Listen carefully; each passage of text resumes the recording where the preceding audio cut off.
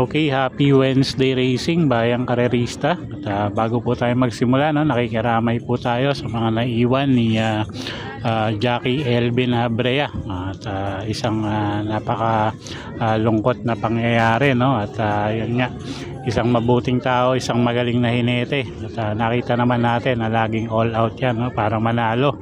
So nakikiramay po tayo ulit at okay, Wednesday racing tayo. Pitong karera tayo, no, for Wednesday racing. Start time is 5:30 ng hapon at medyo may kahirapan ng konti yung lineup natin for Wednesday racing. So simulan na nga natin yung mga giga natin para sa araw ng Miyerkules, January 21, 2026. Okay, race number 1 tayo. Start ng winner take all.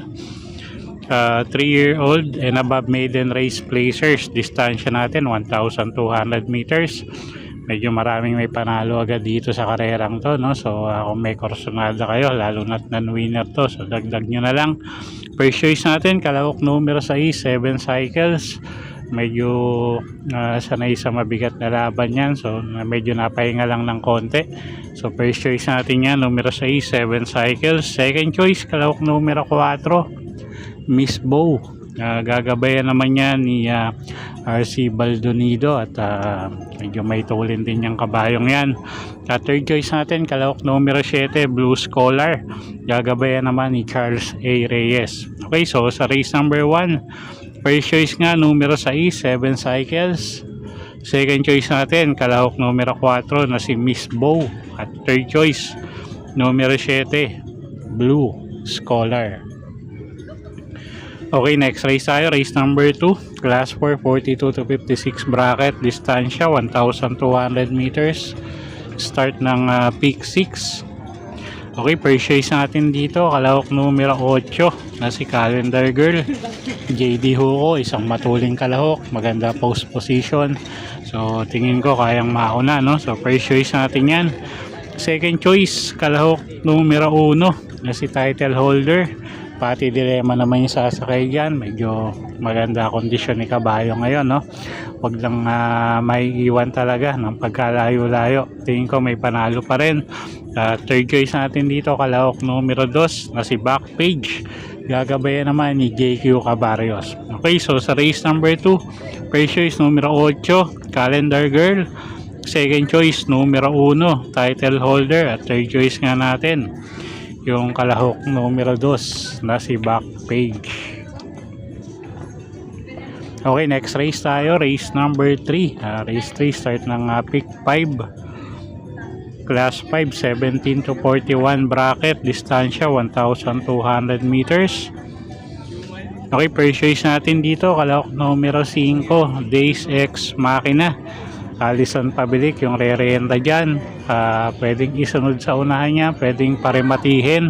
So tingin ko hindi naman siya magpapaiwan ng malayo dito. At siya nga yung first choice natin, numero 5, Days X Makina. Second choice natin yung kalahok numero 4 na si Angry Maxine. Gagabayan naman niya ni John L. Santiago, isang matuling kalahok at tingin ko malaki rin panalo niyan, lalo na pag nauna. So second choice natin yan. Okay, so sa race 3, first choice numero 5, Days X Makina. Second choice numero 4, Angry Maxine. Okay, race 4 tayo, class 4, 42 to 56 bracket, start ng peak 4. Okay, tingin natin, medyo lamang, kalahok numero 6, Alibaba. Sasakay niya ni CM Pilapil. Gamay naman ni CM Pilapil yan at medyo mainam din naman yung hineting yan. So first choice natin yan, tingin natin medyo lamang nga yan, no? Second choice, kalahok numero 4, couple entering top feeling at precise move. JL Paano at JD Huko yung re-renta dyan. Sila yung nakikita natin pwedeng magbigay ng laban sa kalahok numero 6. Okay, so sa race number 4, first choice numero 6, Alibaba. At second choice nga natin yung kalahok numero 4, couple entering top feeling at precise move. Okay, race number 5 tayo. Class 4, 42 to 56 bracket. At distansya nga natin dito, 1,200 meters. Okay, first choice natin dito, kalahok numero 1, Petit Puisay. Medyo nalalamangan ako rito, no? Isang imported horse at medyo magangin laban niya ngayon. So, first choice natin yan, kalahok numero 1 na si Petit Puisay.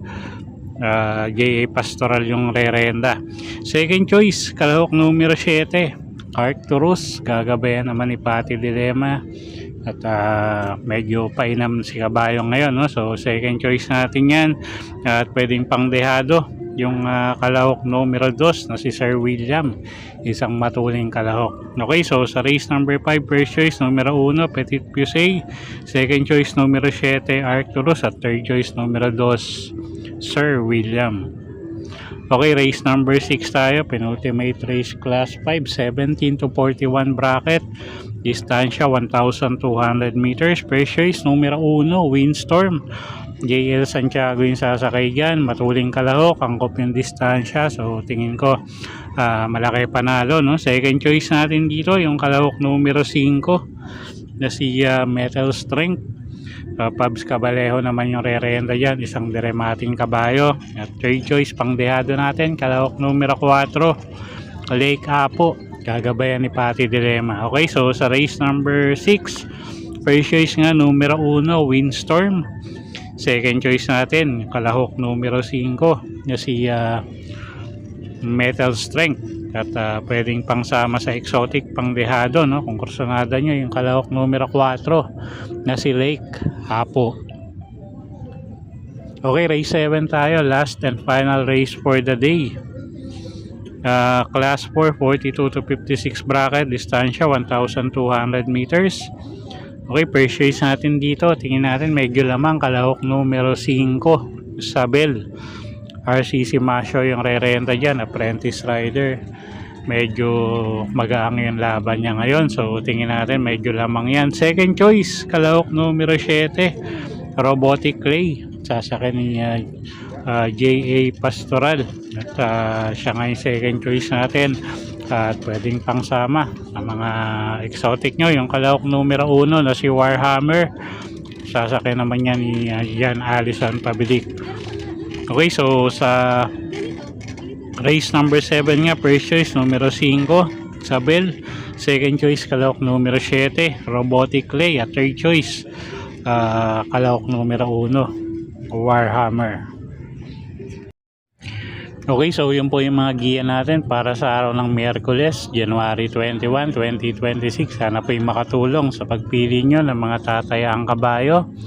Inuulit ko po, kayo pa rin po masusunod yung sa inyo itataya, yung pinagpaguran yung pera. Okay, good luck po at happy Wednesday racing, bayang karerista.